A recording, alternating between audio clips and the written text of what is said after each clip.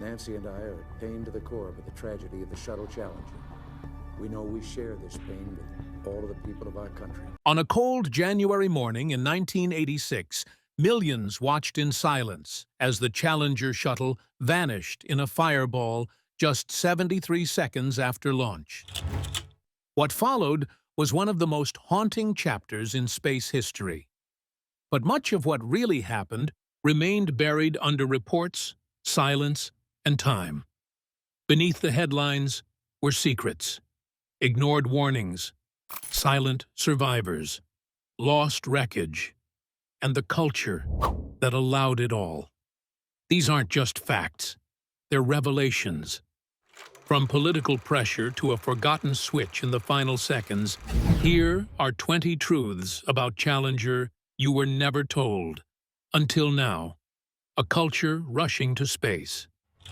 In the years after Apollo, NASA found itself at a crossroads. The moon landings were over, and public excitement had cooled. But NASA needed a new mission, something that could prove space wasn't just a Cold War stunt. It was the future.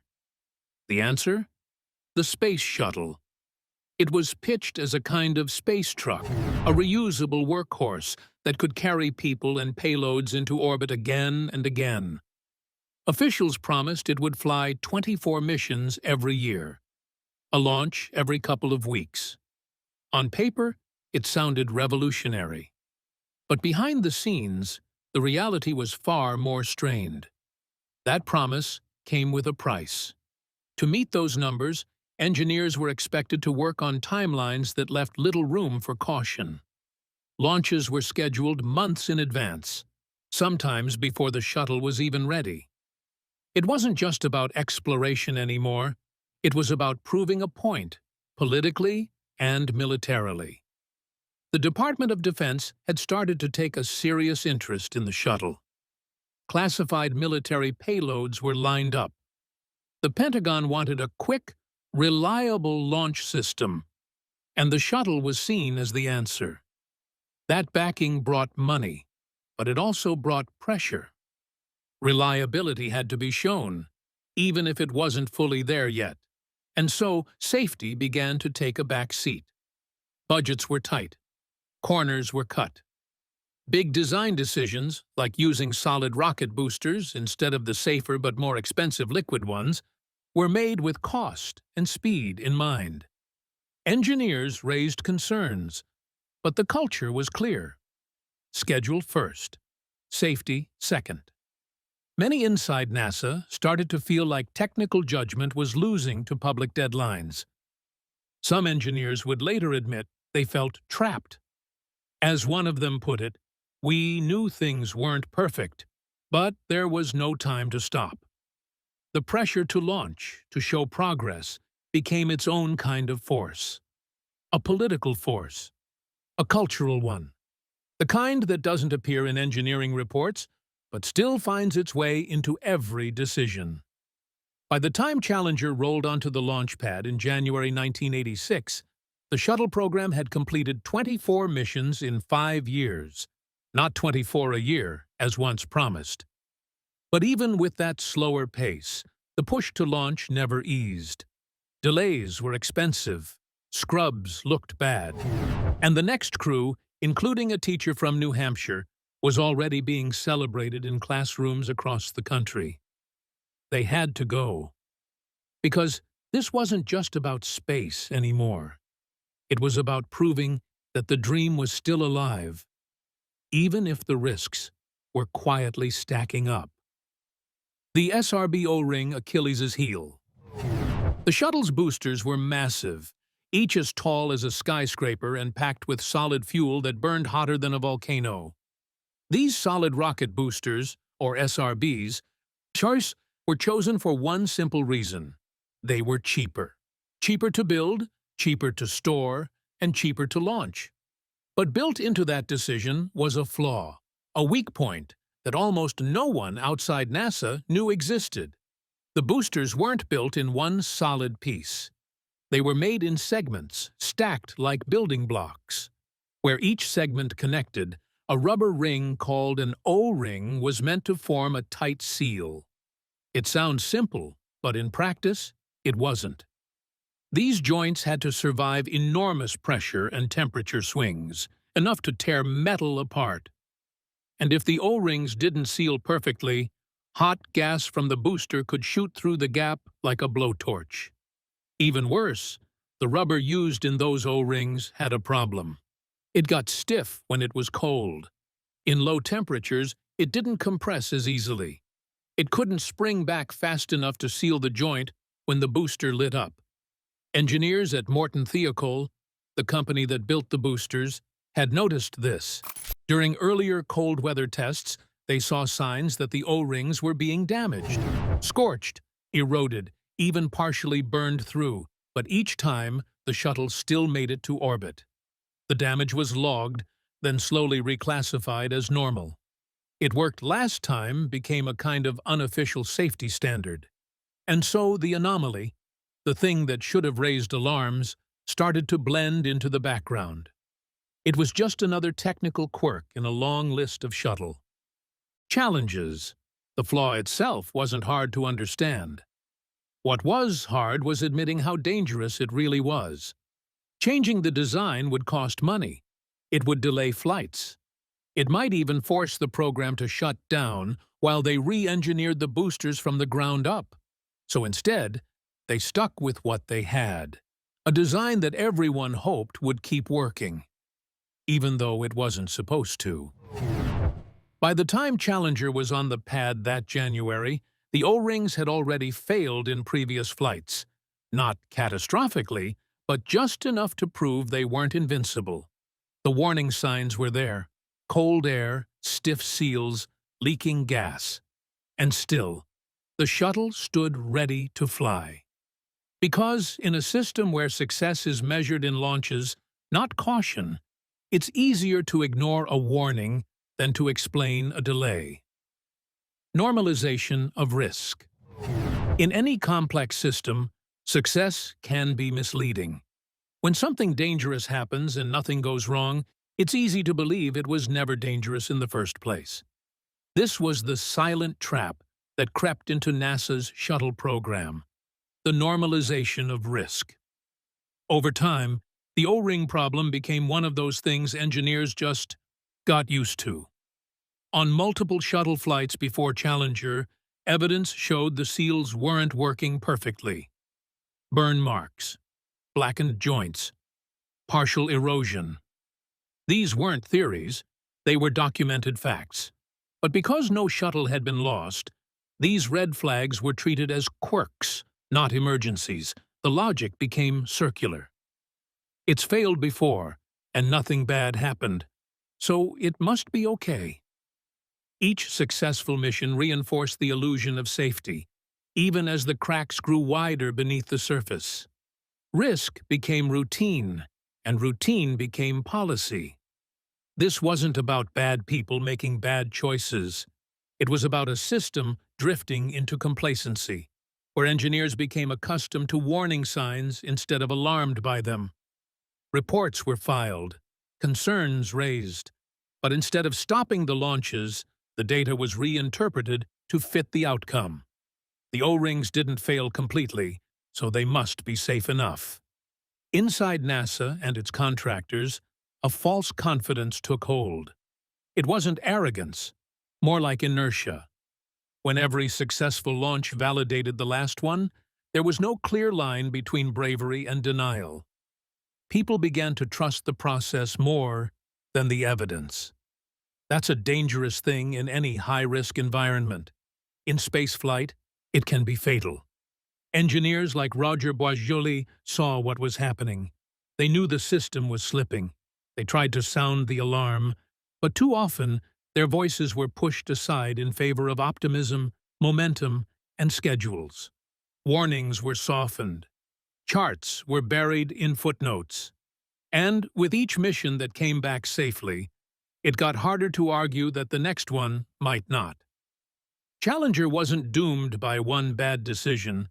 It was the result of dozens of moments where risk was normalized, caution was shrugged off, and data was bent to fit the plan. By the time launch day came, the danger didn't look like danger anymore.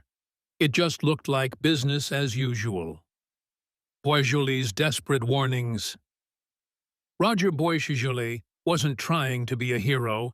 He was just an engineer doing his job. But by 1984, that job had started to feel like a warning no one wanted to hear. Working at Morton Thiokol, the company that built the shuttle's solid boosters, Boisjoli had spent years studying the O-rings, and what he found scared him. He saw the erosion patterns, the burn marks. He ran the cold tests. Again and again, the data pointed to the same thing. In low temperatures, the rubber seals wouldn't flex properly. The joints would leak. Hot gas could escape. And that gas had the power to rip the shuttle apart. He didn't whisper this to his colleagues. He wrote formal memos, laid out calculations, and even presented a blunt conclusion that few at the time were willing to put in writing. If we launch under these conditions, we risk the loss of vehicle and crew. It couldn't have been clearer.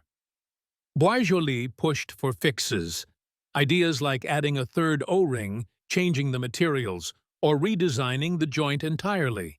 But each proposal ran into the same problem: time and money. Fixing the boosters would delay missions. It would mean admitting the current design wasn't safe. And in the high-stakes, high-visibility world of the shuttle program, that kind of honesty was risky. One day, during a tense meeting, a manager told him to put on your management hat, a polite way of saying, stop thinking like an engineer and start thinking like a bureaucrat. Translation: stop raising red flags. Still, Boisjoli didn't give up. Even the night before the Challenger launch, as forecasts predicted near freezing temperatures, he and a handful of other engineers tried to stop it. They warned NASA and Morton Thiokol leadership that the O-rings could fail. At first, Thiokol agreed, but after pressure from NASA officials on the call, the company reversed its stance. The launch was cleared. Boisjoli was devastated. He knew the numbers, and he knew what cold could do to those rubber seals. Watching Challenger rise the next morning, he didn't feel triumph. He felt dread. And when it exploded just 73 seconds later, his fears were confirmed, in the most horrific way imaginable. He would go on to testify before Congress, speak out in interviews, and tell the world exactly what he had tried to prevent. But long before any headlines, he was just a man trying to do the right thing, and being ignored by a system that didn't want to listen. Freeze warning on launch eve. The night before launch, the weather turned bitter. Temperatures at Cape Canaveral plunged into the low 20s, well below what the shuttle's components were designed to handle. Ice formed on the launch tower. Frost coated the fuel lines. Even the astronauts' walkway crunched underfoot. It wasn't just cold, it was record cold. For engineers like Roger Boisjoli, this was the nightmare scenario. He knew that the O-rings would stiffen in that kind of weather. He knew that cold rubber couldn't seal a rocket joint fast enough to stop hot gas from escaping. And he wasn't alone. Multiple engineers at Morton Thiokol raised the same concerns. A teleconference was held that night between NASA and Thiokol. The engineers made their case clearly. Do not launch. They showed data. They explained how cold weather had damaged O-rings before. The room went quiet. At first, Thiokol leadership agreed, but then came the pushback from NASA officials on the call. They questioned the data, asked for proof that the shuttle would fail. And when the engineers couldn't provide a guarantee, the tone shifted. After a private conversation with NASA, Thiokol executives changed their minds. They overruled their own engineers and gave the green light. There was no official order from the White House, no written command to launch. But the pressure was there. unspoken, yet unmistakable. The eyes of the nation were on this mission. A civilian schoolteacher, Krista McAuliffe, was on board. Classrooms across America were tuning in. Delaying now would be embarrassing, politically inconvenient. So the launch went ahead, despite everything, despite the ice, despite the warnings, despite the silence from the very people who had the most to say. On the morning of January 28th, as the sun rose over the pad, icicles still hung from the gantry. Engineers watched nervously. Some couldn't bear to look. They had done everything they could. And then, the engines lit. Challenger rose slowly into the cold sky, carrying with it not just a crew, but the weight of every ignored warning. Seconds to ruin. When the engines ignited on the morning of January 28, 1986, Challenger surged into the sky with the force of over 7 million pounds of thrust. It was a picture-perfect launch for the first second. Then, unnoticed by the public and barely visible on grainy footage, a wisp of gray smoke leaked from the right solid rocket booster. It puffed out just after liftoff, a subtle but deadly sign that something was wrong. Inside that joint, the O-rings had failed. The freezing temperature had stiffened them exactly as predicted. Superheated gas began to blow past the seal. For a few seconds, luck played its hand. A small piece of charred material temporarily plugged the gap, holding catastrophe at bay. But rockets don't run on luck. By the 64-second mark, the flame had burned its way through the booster joint and reached the side of the massive external fuel tank. It punctured the hydrogen tank first, then the oxygen. These tanks were never designed to handle that kind of internal fire. The structure buckled, the tanks ruptured, and with that, everything unraveled. At 73 seconds, the sky tore open. A massive fireball bloomed on screen. To viewers, it looked like an explosion. Technically, it was worse. A BLEV, a boiling liquid expanding vapor explosion, as the supercooled liquid fuels instantly turned to gas and tore the shuttle apart. The boosters, now flying uncontrolled, were destroyed by command. Challenger itself had already broken into pieces. Disintegrating under stress, it was never meant to endure. A crew of 7 had just gone from hope to horror in barely a minute. But the nightmare wasn't over yet. A grim but survivable descent. In the moments after the shuttle tore apart, something unexpected happened. The crew cabin, the forward section where the astronauts sat, didn't explode. It held together. It separated from the wreckage, still pressurized, and began to fall. What followed was not instant death, but something even more chilling. A free fall that lasted nearly 3 minutes. As the cabin tumbled toward the ocean, internal switches were found flipped, ones that only the pilot, Mike Smith, could have activated. These weren't automatic.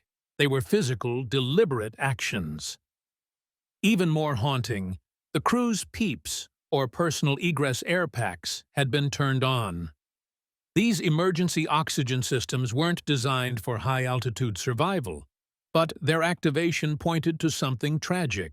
The crew may have been conscious, aware, trying to respond. They didn't scream. They didn't panic. According to the data, they acted. They reached for protocols. They tried to stabilize. But at 200 miles per hour, no craft, no matter how intact, can survive hitting the ocean. The impact shattered the crew compartment and instantly killed all on board. In that long fall, they lived a few minutes more than anyone thought possible. Minutes that weren't lost. They were endured. With courage, with training, with a human instinct to fight for life, even when the sky has already given way. Final minutes. Lived, not lost. NASA's original reports tried to soften the blow. They suggested the crew had likely died within seconds, unconscious from the rapid breakup. But as the wreckage was recovered, and as more data came to light, a darker possibility emerged. Some forensic details couldn't be ignored. Switches were flipped after the main structure failed, indicating that at least one astronaut was awake. PEEPs had been activated. That oxygen would have lasted only a few minutes, and it wasn't pressurized for high-altitude breathing. Still, the evidence pointed to awareness, however brief. NASA later admitted that the crew may have remained alive for up to 15 seconds before losing consciousness due to hypoxia. That's a short time, but in a falling spacecraft, it's a lifetime. Long enough to understand what's happening, long enough to feel the fear, long enough to act. What happened in those final moments may never be fully known. But the signs suggest composure, not chaos. Attempts to restore power, manual overrides, people doing what they were trained to do, even as the systems around them failed. No voice recordings were ever released. No black box was found intact. But the silence isn't empty. It's full of effort, full of bravery, and full of the unspeakable weight of knowing that you are falling and there is no rescue.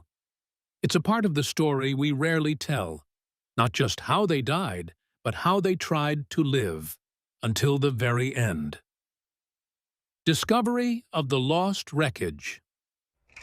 For decades, the sea held on to its secrets. After the initial recovery efforts, much of Challenger's wreckage was buried in sealed silos and guarded from public view. Families visited the sites. Engineers studied the pieces. But the Atlantic kept the rest. Then, in May 2022, divers stumbled across something strange off the coast of Florida. They were searching for a Weeble 2 aircraft, combing the sea floor. Instead, they found a 20-foot section of scorched debris, still lined with heat-resistant tiles. The moment they touched it, they knew it wasn't from any warplane. NASA confirmed it. The wreckage belonged to Challenger, likely a belly panel, one that had faced the worst of re-entry heat and still survived. It had rested untouched for 36 years in the dark. The discovery hit hard. For many, it reopened a wound that never fully healed. It was the first new piece of surface wreckage recovered since the mid-90s. NASA called it a solemn reminder, not just of the loss, but of the lessons. That panel is now preserved, not as a trophy, but as a memorial. It reminds us that history isn't gone. Sometimes it's just waiting to be found again, quietly resting beneath the waves, asking us to remember. NASA's silent acknowledgement. NASA never forgot Challenger, but for a long time, it rarely spoke of it in public. The wreckage was stored quietly. Documents were archived. Lessons were folded into training manuals. But few artifacts were ever displayed. The grief was too raw. The accountability too complex. That began to change when new pieces, like the 2022 discovery, made headlines. NASA acknowledged the find, stating it would be displayed out of respect, not curiosity. It wasn't about showcasing failure. It was about confronting it. Many of Challenger's parts still remain buried in a pair of sealed silos at Cape Canaveral. They're not forgotten, just guarded. Families of the crew have visited them. Some have chosen to speak, others never will. But all have watched as the shuttle story gradually took its place in public memory, not just as a tragedy, but as a turning point. Interestingly, the newly discovered panel was found during a dive meant for a World War II aircraft. It was a collision of past and past, two very different kinds of heroes, both lost to history beneath the sea. Today, NASA treats Challenger debris with the same reverence it gives to fallen astronauts. Some pieces are being displayed, others will stay hidden, but none of it is forgotten. Because space history isn't just made of liftoffs and landings, it's made of reminders, silent, fragile, scorched, and sacred. Leadership in question. Long after the smoke had cleared and the hearings were over, the people at the top largely stayed quiet. One of them was William R. Lucas, the man who led NASA's Marshall Space Flight Center during Challenger's final years. He passed away in 2025 at the age of 102, having never made a public apology for the disaster that happened under his watch. Lucas wasn't a villain in the usual sense. He was known for pushing performance, demanding results, and keeping his program on track. But it was exactly that culture, one where dissent was quietly punished and appearances mattered more than honesty, that many later blamed for the disaster. Inside Marshall, engineers were discouraged from challenging decisions that might delay launches. Safety concerns were often softened before they reached upper management. Even warnings about the O-ring erosion, clear, repeated, and dire, were filtered through layers of bureaucracy that made them seem less urgent than they really were. Lucas was a product of a system that had started to believe its own myth. Under his leadership, getting the shuttle off the ground became the highest priority. That meant fewer delays, less noise, and a steady stream of green lights. The cost of that culture wasn't just technical, it was human. After Challenger, the official investigations didn't hold any one person solely responsible. The blame was spread out, across institutions, decisions, pressures. But Lucas's role has come under fresh scrutiny in recent years, not because he made one fatal call, but because he allowed a climate where engineers felt ignored, and risk became routine. In death, his legacy is complicated. Some remember his decades of service. Others remember the silence.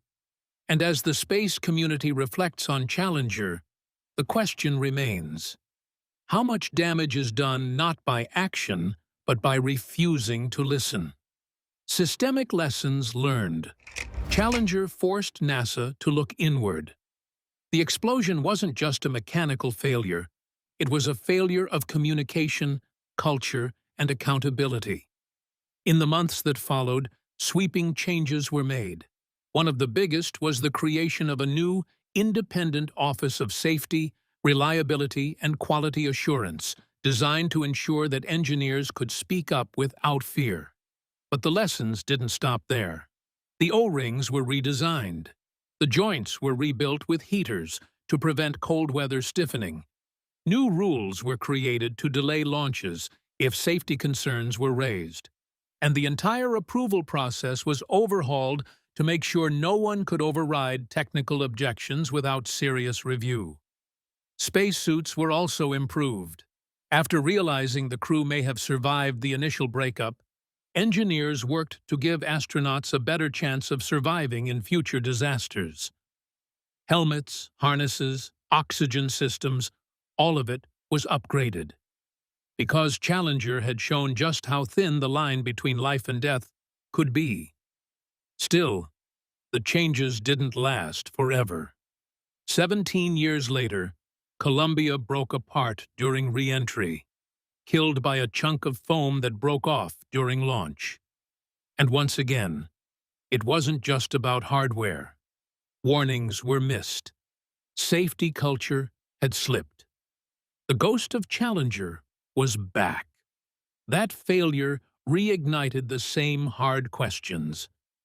How do you protect truth in a system that rewards optimism?